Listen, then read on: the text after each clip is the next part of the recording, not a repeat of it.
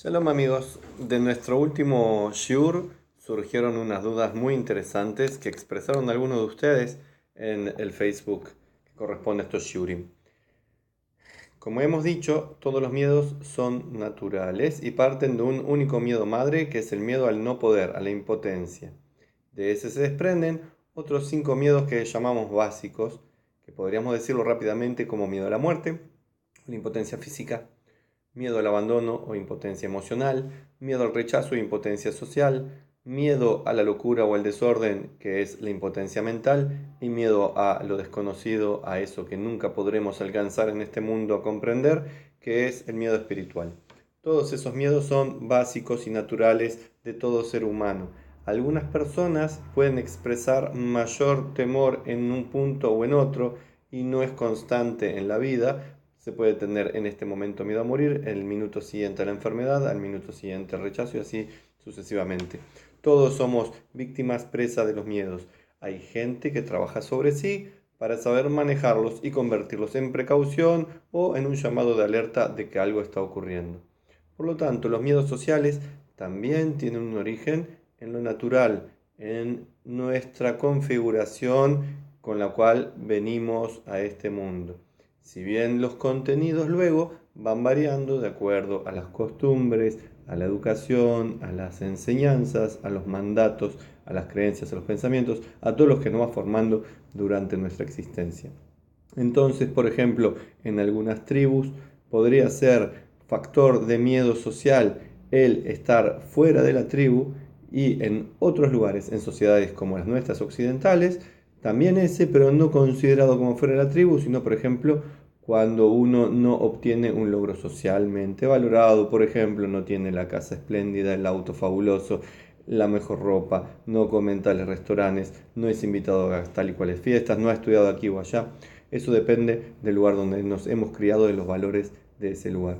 Pero el miedo social, el fundamento de él es natural a todos los seres humanos, porque las 5 dimensiones del ser humano no dependen de lo que creemos, de lo que pensamos, de cómo manejamos las ideas de acuerdo a lo que hemos aprendido, sino que son lo que nos forma.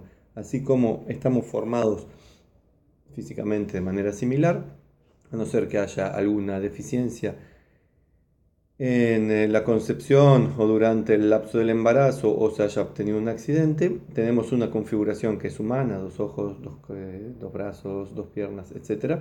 También tenemos una configuración que nos hace tener esos 5 miedos básicos, todos ellos referidos al miedo madre, que es el miedo al no poder, a la impotencia, de cual surgen también las manifestaciones negativas que parten del ego.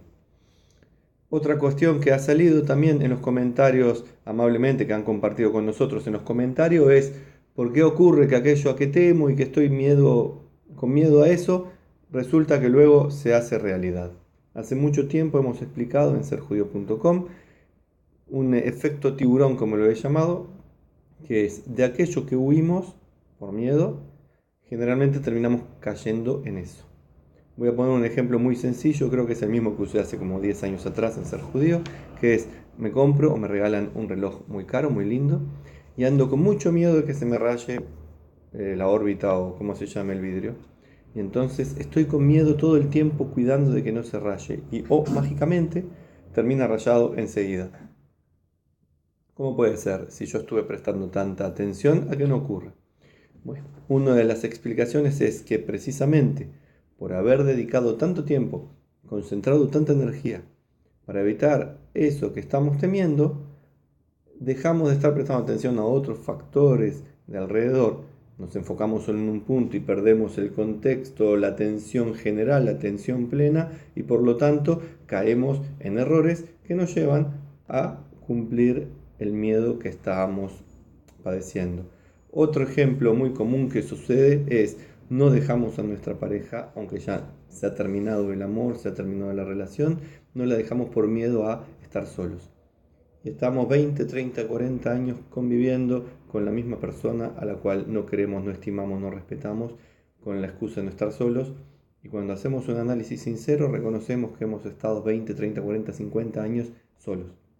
Quizás conviviendo bajo un mismo techo, quizás compartiendo los gastos, quizás compartiendo la cama, Pero cuando hacemos el análisis sincero, estamos solos.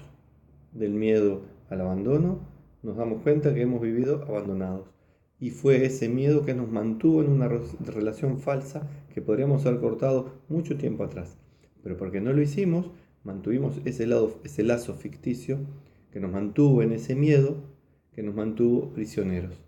Si hubiéramos tenido este poquito de valor para decir hasta acá llegamos, enfrentaré lo que haya que enfrentar y si estaré solo un día, 2 días, 3, un año, 2 o lo que sea, pero es la oportunidad para buscar algo diferente, la oportunidad para enfrentar ese miedo a la cara y ver que no tiene consistencia, que no es real.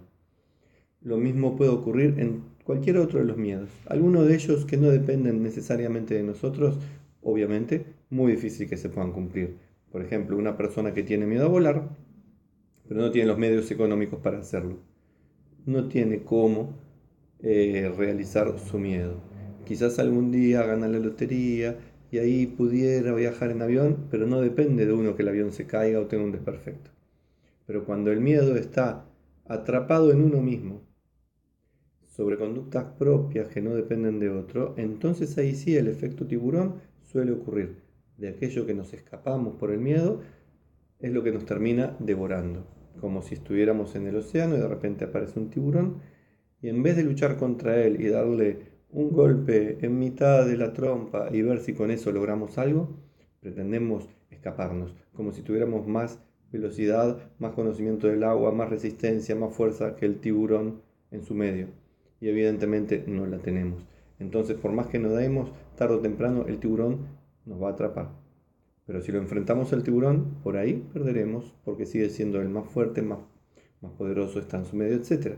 Pero tuvimos el momento de determinar si vamos a perder o no.